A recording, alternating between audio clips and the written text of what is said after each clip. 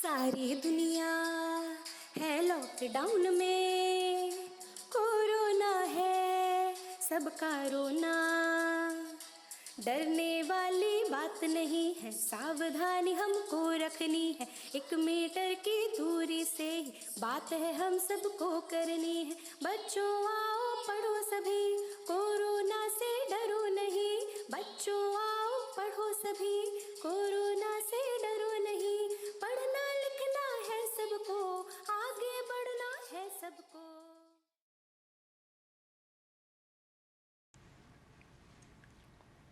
नमस्कार बच्चों, मैं केएल शर्मा एक बार फिर से आपका विज्ञान की कक्षा में स्वागत करता हूं। आज हम क्लास 9th विज्ञान विषय के अंतर्गत भौतिक विज्ञान पाठ 8 गति के तीसरे भाग का अध्ययन करेंगे। तीसरा भाग बच्चों इस पाठ का आखिरी भाग है। इससे पहले आप पार्ट 1 और 2 काफ़ी अच्छे से पढ़ चुके हैं। तो आइए सबसे पहले देखते हैं कि इस तीसरे पार्ट में हमारे चर्चा के कौन कौन से बिंदु होंगे।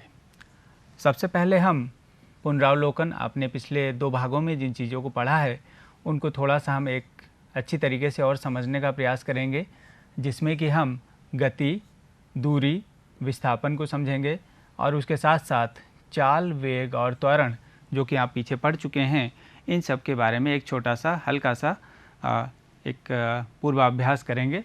उसके पश्चात हम गति के समीकरण के विषय में जानेंगे। गति के 3 समीकरण होते हैं, उनके बारे में हम जानेंगे कि ये क्या होते हैं। उसके पश्चात हम वेग समय ग्राफ, और वेग समय ग्राफ आप यहाँ देख रहे हैं 3 भागों में बटा है। एक है एक समान चाल से गतिमान किसी कार का वेग समय ग्राफ, इसके विषय में जानेंगे कि ये किस प्रकार से बनता है। दूसरा, एक समान त्वरित गति से गतिमान किसी कार का वेग समय ग्राफ किस प्रकार से बनता है, इसको देखेंगे। और तीसरा, असमान त्वरित गति से गतिमान किसी कार का वेग समय ग्राफ किस प्रकार से बनता है, इसके विषय में हम विस्तृत रूप से अध्ययन करेंगे। उसके पश्चात हम गति के समीकरणों पर आधारित कुछ आंकिक उदाहरणों को देखेंगे और अंत में आपको गृह कार्य दिया जाएगा, जिससे आप इस चीज़ का अनुभव कर सकते हैं अपने कि आपने इस भाग में कितना सीखा। तो बच्चों आइए आगे चलते हैं और सबसे पहले हम करते हैं पुनरावलोकन। जो पिछले भाग 1 और भाग 2 में आपने पढ़ा है उसको देखते हैं। आप देख रहे हैं यहाँ पे वही टर्म्स हैं जो आप पीछे पढ़ चुके हैं: गति, दूरी, विस्थापन, चाल, वेग और त्वरण।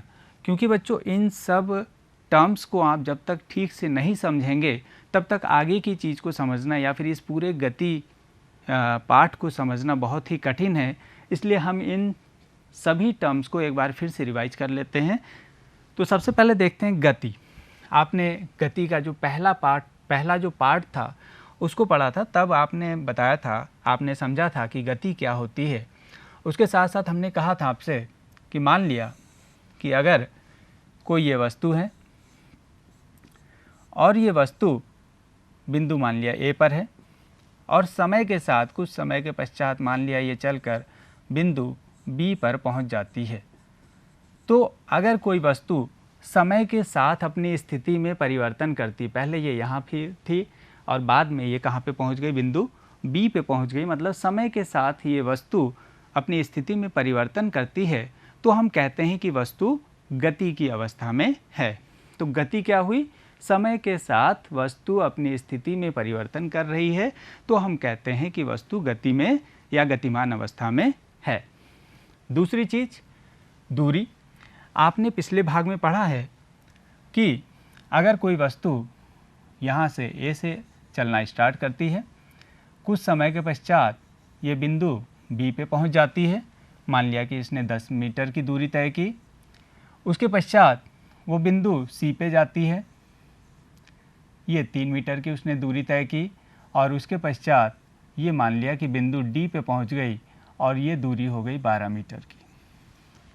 तो आप देख रहे हैं कि इस तरीके से कोई भी वस्तु क्या कर रही है, एक बिंदु से दूसरे, दूसरे से तीसरे बिंदु में इस प्रकार से जा रही है। कुछ ना कुछ समय लग रहा होगा, ए से बी तक, बी से सी तक, सी से डी तक जाने में कुछ ना कुछ समय भी लग रहा होगा। तो दूरी क्या है? किसी भी गतिमान वस्तु के द्वारा किसी समय में जो भी समय लगा है उस समय में वस्तु के द्वारा तय किए गए कुल पाथ की लंबाई को वस्तु के द्वारा तय की गई दूरी कहते हैं।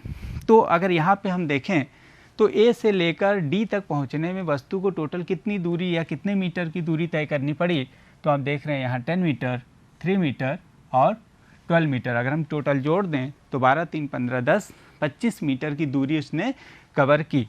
तो दूरी क्या हुई, किसी भी वस्तु के द्वारा किसी समय में तय किए गए पाथ की कुल लंबाई को दूरी कहते हैं। आपने पिछले भाग में पढ़ा है कि दूरी एक अदिश राशि है। दूरी एक अदिश राशि है, ये सदैव धनात्मक होती है, शून्य नहीं हो सकती। शून्य नहीं हो सकती मतलब दूरी सदैव क्या होती है, धनात्मक होती है, कभी भी शून्य नहीं हो सकती। और इसके साथ साथ अगर हम इसके मात्रक की बात करें तो इसका मात्रक होता है मीटर, एम से इसको प्रदर्शित करते हैं। तो आपने देखा यहाँ पे दूरी क्या होती है। तीसरा हमारा टर्म है विस्थापन, जिसे कि हम लोग डिस्प्लेसमेंट भी कहते हैं। अगर हम इसी चीज़ को देखें तो कोई वस्तु ए से लेके चलते हुए बी, सी से होते हुए डी तक गई। अगर विस्थापन की बात करें तो ए से डी तक के बीच की जो न्यूनतम दूरी हुई, ये हमारा वस्तु का विस्थापन कहलाता है। मतलब कि किसी भी गतिमान वस्तु के द्वारा प्रारंभिक स्थिति और उसकी अंतिम स्थिति के बीच की जो न्यूनतम दूरी है, हमने पिछले भाग में भी आपसे कहा है और फिर से एक बार फिर से आपको याद दिलाता हूँ कि न्यूनतम दूरी ध्यान रखना बहुत ज़रूरी है। तो वस्तु की प्रारंभिक स्थिति और अंतिम स्थिति के बीच की जो न्यूनतम दूरी होती है, उसे क्या कहते हैं, वस्तु का विस्थापन कहते हैं। तो न्यूनतम दूरी क्या होगी, प्रारंभिक स्थिति ए है, अंतिम स्थिति डी है, तो न्यूनतम दूरी ए से डी के बीच की ये एक सीधी रेखा होगी। तो विस्थापन हो गई एडी। दूसरी चीज़, अगर हम विस्थापन की बात करें तो विस्थापन एक सदिश राशि है। दूरी हमारी अदिश राशि है और विस्थापन कैसी राशि है, सदिश राशि है। उसके साथ साथ विस्थापन शून्य भी हो सकता है, विस्थापन धनात्मक भी हो सकता है और विस्थापन ऋणात्मक भी हो सकता है। मतलब शून्य भी हो सकता है, धनात्मक भी हो सकता है और ऋणात्मक भी हो सकता है।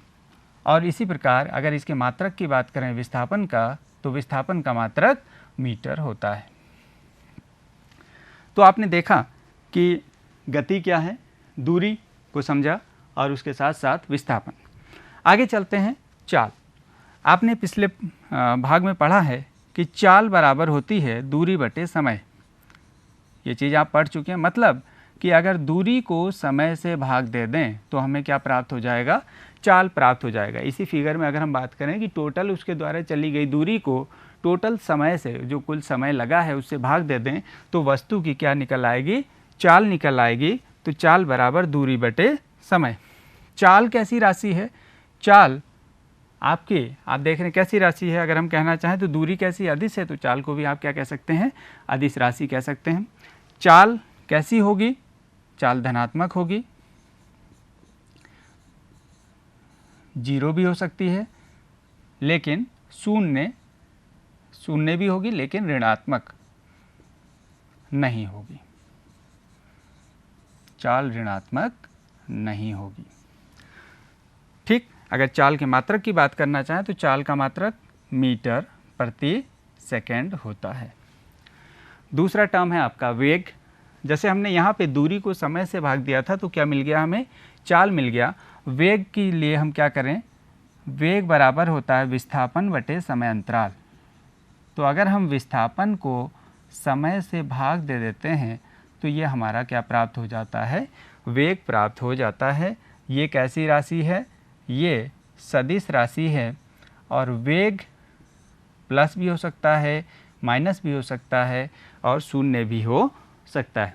और इसका मात्रक क्या हो जाएगा, इसका मात्रक हो जाएगा मीटर प्रति सेकंड और चाल का मात्रक मीटर प्रति सेकंड इसका भी है। अगला है आता है लास्ट टर्म आपका त्वरण। मान लिया कि कोई वस्तु है, ए से चलना स्टार्ट करती है, बी तक पहुंचती है, बी तक जाती है।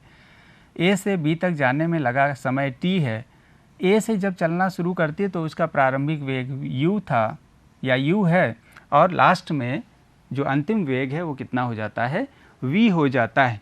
तो अगर हम त्वरण की बात करें तो त्वरण जिसको कि हम a से प्रदर्शित करते हैं, त्वरण बराबर होता है वेग परिवर्तन बटे समय अंतराल। तो वेग परिवर्तन, वेग में परिवर्तन आपने पीछे निकाला है, कैसे निकालेंगे, v माइनस यू। v अंतिम वेग है, u प्रारंभिक वेग है, अंतिम वेग में से प्रारंभिक वेग को घटा देंगे तो क्या आ जाएगा, वेग परिवर्तन की दर मतलब समय से भाग दे देंगे तो क्या आ जाएगा, ये आपका त्वरण आ जाएगा। ठीक, तो इस तरीके से त्वरण का अगर मात्रक निकालना चाहें तो त्वरण का मात्रक आप जानते हैं मीटर पर सेकंड स्क्वायर होता है। तो इस तरीके से आपने इन सब टर्म्स को जाना कि गति क्या होती है, दूरी, विस्थापन, त्वरण, वेग और चाल क्या होते हैं। आगे चलते हैं, गति के समीकरण। बच्चों अभी आपने त्वरण के विषय में पढ़ा। त्वरण हमने कहा, त्वरण जिसको कि हम a से डिनोट करते हैं v माइनस यू बटे टी, ये त्वरण की परिभाषा के अनुसार अभी हमने आपको अभी बताया था। तो त्वरण a बराबर v माइनस यू बटे टी। अगर हम इसी समीकरण को लेते हैं तो यहाँ पे देखिए a इक्वल्स हो गया v माइनस यू बटे टी, और अगर क्रॉस मल्टीपल करें तो यहाँ पे आ जाएगा v माइनस यू बराबर a का t से मल्टीपल हो जाएगा at, और यहाँ पे v ऐसे ही रखें और u को इधर ले जाएं तो u प्लस at। तो आप देख रहे हैं एक हमें समीकरण प्राप्त हो गया v equals you plus at। इसको हम लोग कह सकते हैं कि वेग और t क्या है, समय, वेग समय समीकरण। पहली चीज हो गई वेग समय समीकरण, और वो क्या है बच्चों, v equal u plus at। दूसरी चीज आपने पिछले भाग में औसत वेग पढ़ा था, औसत वेग, और औसत वेग बराबर आपने कहा u प्लस v बटे 2 होता है। ये पिछले भाग में आप पढ़ चुके हैं, औसत वेग की परिभाषा के अनुसार u प्लस v बाई 2 होता है। अगर औसत वेग को हम कहें तो वेग क्या है, v, और औसत वेग का मतलब हो जाएगा average, v a b equals हो जाएगा u प्लस वी बाई 2। अगर हम इस समीकरण को देखें, अगर हम इस समीकरण को समीकरण नंबर 1 मान लें तो इस समीकरण में आप देख रहे हैं कि v की वैल्यू क्या है, u प्लस at है। तो यहाँ पे इस समीकरण में ये जो v लिखा हुआ है इसकी जगह पे क्या हम लिख सकते हैं, u प्लस at। यहाँ पे देखिए तो u एज इट इज़ लिखेंगे और इस v की जगह पे हम लिखेंगे u प्लस at बाई 2, और ये हो जाएगा v एवरेज, औसत वेग बराबर u प्लस at बटे 2 हो गया। अब चूंकि हम वेग की परिभाषा के अनुसार हम जानते हैं कि वेग बराबर क्या होता है, विस्थापन बटे समय अंतराल, विस्थापन और बटे समय अंतराल या समय। तो अगर हम इस वेग की जगह पे विस्थापन बटे समय कर दें, मतलब विस्थापन को s कह सकते हैं और समय क्या हुआ t कहें, तो ये क्या आ जाएगा, u प्लस यू हो जाएगा आपका 2u प्लस at और बटे 2। इसको अगर हम कहें ऐसे ही रखें तो s बराबर t इधर मल्टीपल हो जाएगा 2ut प्लस at स्क्वायर बटे 2। आगे बढ़ें, अगर हम 2 यहाँ पे कॉमन ले लें या फिर ut, अगर हम यहाँ पे 2 वो ले लें तो यहाँ पे क्या हो जाएगा, ut 2 से 2 कट जाएगा और यहाँ पे आ जाएगा हाफ at स्क्वायर। ये 2 जब इसके साथ आएगा नीचे तो 2 और 2 कट जाएगा, और जब इसके साथ आएगा तो 1/2 में। तो s बराबर ut plus half at square. ये हो गया दूसरा समीकरण। तीसरा समीकरण, इसको हम मान लेते हैं इक्वेशन नंबर 2। तीसरा समीकरण कैसे है, जो आपने पहला समीकरण निकाला है v equals you plus at, इसी समीकरण से हम तीसरे समीकरण को हम निकालेंगे। तो इसको अगर हम दोनों तरफ वर्ग कर दें, इसको दोनों तरफ वर्ग करने पर, जब हम वर्ग करेंगे तो क्या हो जाएगा, v स्क्वायर इक्वल्स, और यहाँ पे जब हम वर्ग करेंगे तो u प्लस at का होल ऑफ स्क्वायर आ जाएगा। तो वी स्क्वायर इक्वल्स, इसको जब हम a प्लस बी के होल स्क्वायर से खोलेंगे तो बच्चों ये आएगा you square plus A square T square plus 2UAT। आगे बढ़ते हैं तो वी स्क्वायर इक्वल्स हो जाएगा यू स्क्वायर प्लस, यहाँ पे हम 2a कॉमन लेंगे इन दोनों में, तो 2a जब कॉमन लेंगे आप देख रहे हैं यहाँ पे 2 नहीं है तो ये 1/2 में जाएगा। a स्क्वायर था, a कॉमन ले लिया तो एक a बचा, t square as it is बचा, और प्लस यहाँ से 2a कॉमन आ गया तो ये बचा आपका ut। नेक्स्ट लाइन हो जाएगी v square equals u square plus 2a, और अगर आप इस पूरे समीकरण को देखें 1/2 AT स्क्वायर प्लस UT तो ये बिल्कुल यही है 1/2 AT स्क्वायर प्लस UT। तो इसका मतलब इसकी जगह पे क्या लिख सकते हैं, हम S लिख सकते हैं। तो इस पूरे समीकरण की जगह पे हमने S लिख दिया तो ये हो गया v square equals u square plus 2AS। तो आपने देखा बच्चों कि पीछे जितनी भी हम चीज़ें पढ़ चुके हैं त्वरण की परिभाषा के अनुसार, औसत वेग के अनुसार, इन सब चीज़ों से हमने 3 समीकरण निकाल लिए। 3 समीकरण v equal u plus a t पहला समीकरण, दूसरा s equal u t plus half a t square, और तीसरा आप देख रहे हैं v square equals u square plus 2AS। ये जो तीनों समीकरण हैं ये हमारे कहलाते हैं गति के समीकरण। तो गति के कितने समीकरण हो गए बच्चों, 3 समीकरण हो गए। इन तीनों समीकरणों को हम लोग कहते हैं गति के समीकरण। पहला v equal u plus a T, दूसरा s equals you t plus half a t square, और तीसरा v square equal you square plus 2AS। तो अब हम देखते हैं बच्चों गति का ग्राफीय प्रदर्शन और वेग समय ग्राफ, इसमें भी हमको देखना है क्योंकि पिछले जो पार्ट हैं उसमें आपने दूरी समय ग्राफ को किस तरीके से करते हैं, किस तरीके से प्लॉट करते हैं, ये आप सीख चुके हैं। तो देखते हैं कि वस्तु जब गतिमान है तो उसके वेग में समय के साथ जब परिवर्तन होता है तो हम उसको ग्राफ के द्वारा किस तरीके से प्रदर्शित करते हैं। पहली कंडीशन है कि जब वस्तु एक समान चाल से गतिमान है तो एक समान चाल से गतिमान किसी कार का वेग समय ग्राफ कैसा होगा। उसके लिए आपने यहाँ पे टेबल में आप देख रहे हैं कि वस्तु का ये वेग है, इसकी कोई यूनिट ले लेते हैं, मान लिया कि किलोमीटर प्रति घंटा है और समय घंटे में है, आवर में है। तो देखिए इसको जब हम यहाँ प्लॉट करेंगे तो ये मान लिया ये x एक्सेस है और ये y एक्सेस है। समय को आप जानते हैं, पिछले भाग में हम आपको बता चुके हैं कि हम यहाँ पे x एक्सेस पे ही समय को लेंगे क्योंकि ये एक स्वतंत्र राशि होती है, और वेग को हम लेंगे यहाँ पे y एक्सेस पे। तो समय आप देखिए 2, 4, 6, 8 आवर में है तो ये 0 हो गया, ये मान लिया 2, ये मान लिया 4, ये मान लिया 6, ये मान लिया 8, ये 10, इस तरीके से। और वेग है 40, 40, 40 तो ये हो गया 10, ये मान लिया 20, ये मान लिया 30, ये मान लिया 40। वेग इधर y एक्सेस के अकॉर्डिंगली आपने दिखाया। आप देख रहे हैं जब समय 2 घंटा है या 2 है तो वेग कितना है 40, तो 2 यहाँ पे जाएगा, 40 के ऊपर जाएगा, एक पॉइंट आपने ये लगाया।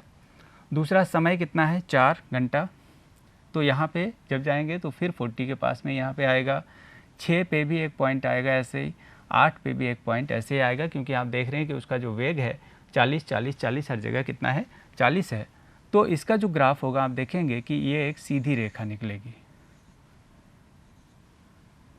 ये आपके पॉइंट हो गए चारों, और ये क्या आप देख रहे हैं कि ये एक सीधी रेखा निकल रही है। इससे क्या पता चलता है कि अगर हम किसी एक समान चाल से गतिमान किसी कार का वेग समय ग्राफ निकालते हैं या बनाते हैं तो वो एक सीधी रेखा होगी, आप देख रहे हैं जैसे कि यहाँ पे, और वो सीधी रेखा कैसी होगी, x अक्ष के समांतर होगी। तो किसी भी वस्तु का वेग समय ग्राफ जो कि एक समान चाल से चल रही है तो उसका ग्राफ क्या होगा, एक सीधी रेखा होगी। दूसरा, अगर एक समान त्वरित गति से गतिमान किसी कार का वेग समय ग्राफ निकालना हो तो देखिए कैसा होता है।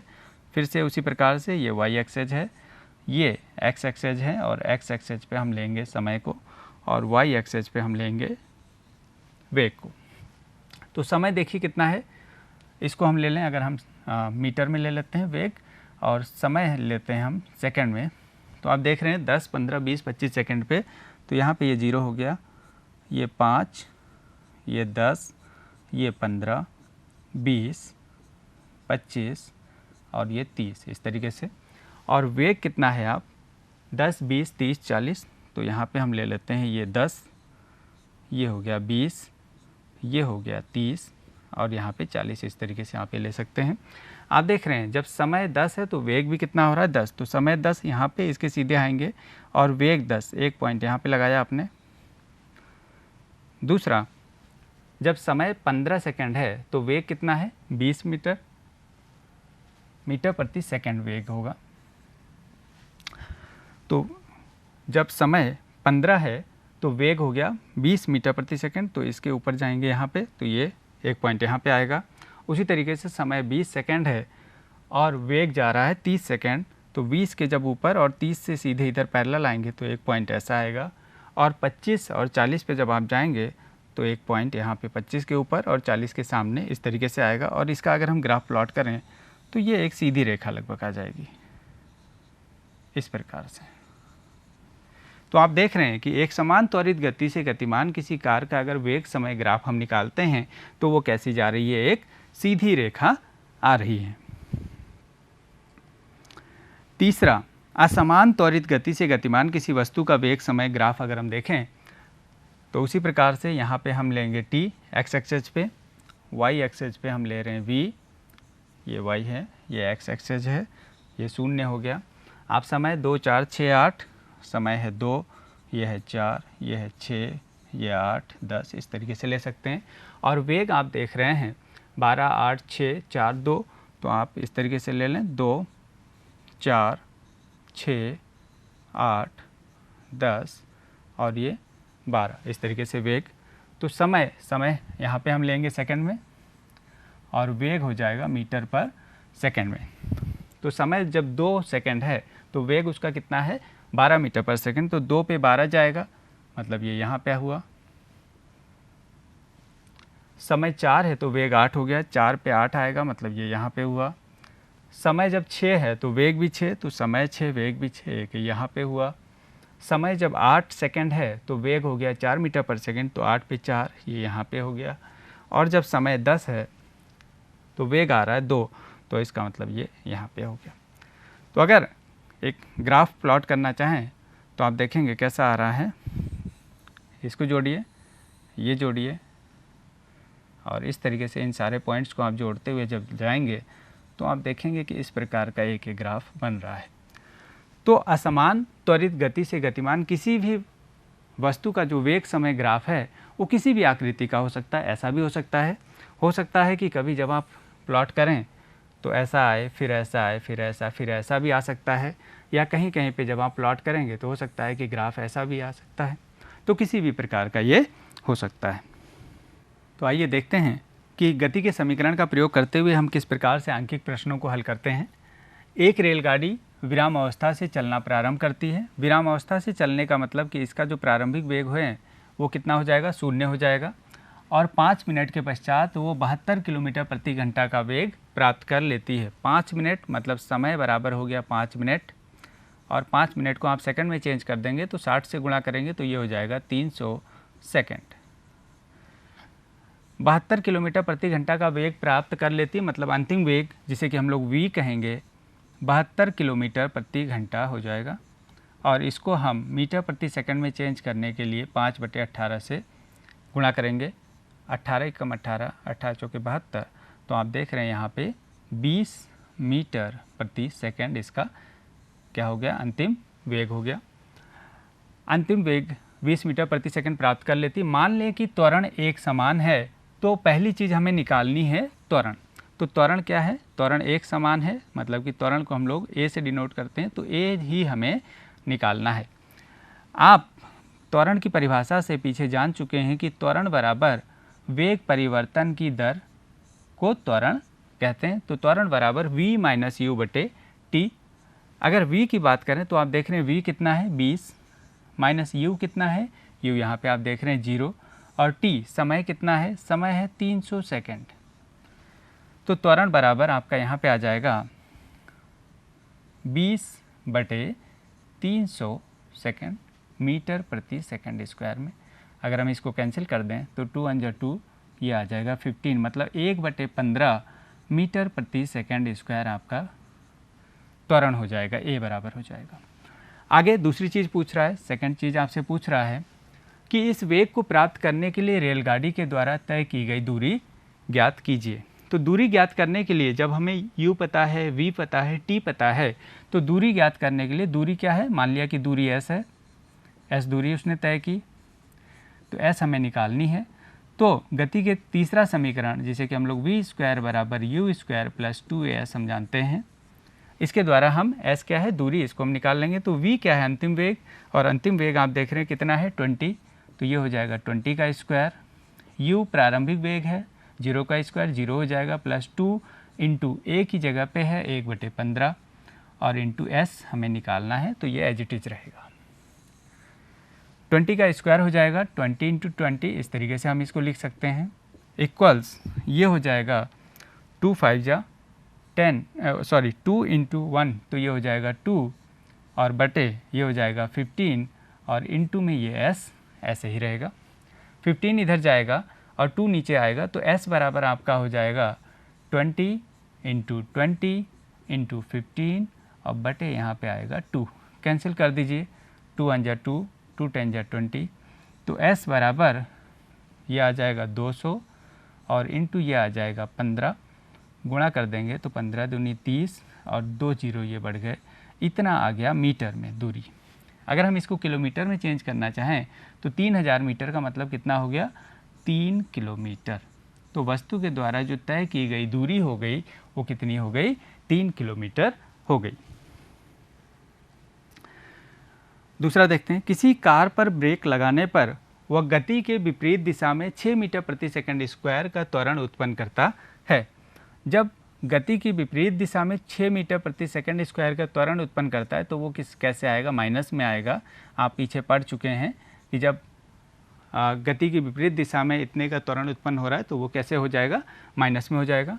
यदि कार का ब्रेक लगाए जाने के बाद रुकने में 2 सेकंड का समय लगता है, मतलब t बराबर कितना लगता है, 2 सेकंड का समय लगता है, तो उतने समय में तय की गई दूरी की गणना करिए, मतलब दूरी हमें s बराबर निकालनी है। किसी कार पर ब्रेक लगाने पर वह गति के विपरीत दिशा में 6 मीटर प्रति सेकंड स्क्वायर का त्वरण उत्पन्न करती है। यदि कार का ब्रेक लगाए जाने के बाद रुकने में 2 सेकंड का समय लगता है, मतलब जब ब्रेक लगेगा तो रुकेगी, और रुकने का मतलब क्या हुआ कि उसका जो अंतिम वेग है वो कितना हो जाएगा, 0 होगा। तो यहाँ पे एक चीज़ और हमें पता है क्या, कि v बराबर क्या हो जाएगा, 0, और प्रारंभिक वेग मान लिया क्या है, वस्तु का u है। तो उतने समय में तय की गई दूरी की गणना हमें करनी है। तो सबसे पहले गति का पहला समीकरण v बराबर u प्लस at से हम जानते हैं, ये v कितना है, 0, u की जगह पे u ही रहेगा, त्वरण कितना है, -6, और टाइम कितना है, 2 सेकेंड। तो यहाँ से ये आ जाएगा -12 और u बराबर आ जाएगा, -12 इधर जाएगा तो प्लस का 12, तो u बराबर आ जाएगा कितना, 12 मीटर प्रति सेकेंड। प्रारंभिक वेग आ जाएगा यहाँ पे 12 मीटर प्रति सेकेंड। उसके बाद हमें निकालना है तय की गई दूरी। तो u पता है हमें, v पता है, u भी 12 मीटर प्रति सेकेंड है, v आपको पता है 0 है, और t आपको पता है, a आपको पता है। तो दूरी के निकालने के लिए क्या करेंगे, गति का दूसरा समीकरण s बराबर ut plus half at square से हम दूरी निकाल सकते हैं।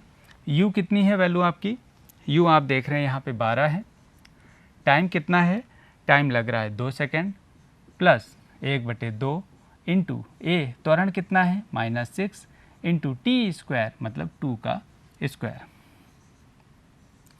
तो यहाँ से आप देखिए 12 2 जा 24, ये प्लस और माइनस ये आ जाएगा, -6/2 इंटू 2 2 जा ये हो जाएगा 4, काट दीजिए इसको, 2 1 जा 2, 2 2 जा 4, तो ये s बराबर आ जाएगा 24 माइनस 6 दूनी ये हो जाएगा 12। तो s बराबर 24 में से 12 गया 12 मीटर। तो टोटल अगर हम बात करें कि तो उतने समय में तय की गई दूरी की गणना कीजिए, तो दूरी बराबर कितनी आ रही है, आप देख रहे हैं 12 मीटर आ रही है। ठीक, तो इस प्रकार से आपने देखा कि गति के समीकरणों का प्रयोग करते हुए हम किस तरीके से आंकिक समीकरणों को हल करते हैं। तो अभी तक तीसरे भाग में, जो कि ये अंतिम भाग था गति का, उसमें आपने बच्चों देखा कि किस प्रकार से हम गति के तीनों समीकरणों को पिछले जो हमने परिभाषाएं पढ़ी थी उनकी सहायता से आप सॉल्व कर सकते हैं। त्वरण क्या होता है, चाल क्या होता है, विस्थापन क्या होता है, वेग क्या होता है, दूरी क्या होती है, इन सारी चीज़ों को आपने सीखा। और उसके साथ साथ आपने गति के वेग और समय में संबंध का जो ग्राफ होता है, किस प्रकार से उस ग्राफ को हम लोग प्लॉट करते हैं, उसके विषय में आपने जाना और प्लॉट करना सीखा। अब ये गृह कार्य है जिसके द्वारा आप अभी तक जान सकेंगे कि आपने अभी तक जो पढ़ा है, गति जो पाठ पढ़ा है, उस पाठ को किस तरीके से आपने मनन किया, अभ्यास किया, जाना, कितना आपने समझा, उसका आप यहाँ पे इसको सॉल्व करके आप बता सकते हैं। गति के तीनों समीकरणों को लिखना है आपको कि गति के तीनों समीकरण कौन कौन से होते हैं। दूसरी चीज़ है कि त्वरण को परिभाषित करिए। त्वरण की क्या परिभाषा है, त्वरण का क्या मात्रक होता है, इसको आप बताएंगे।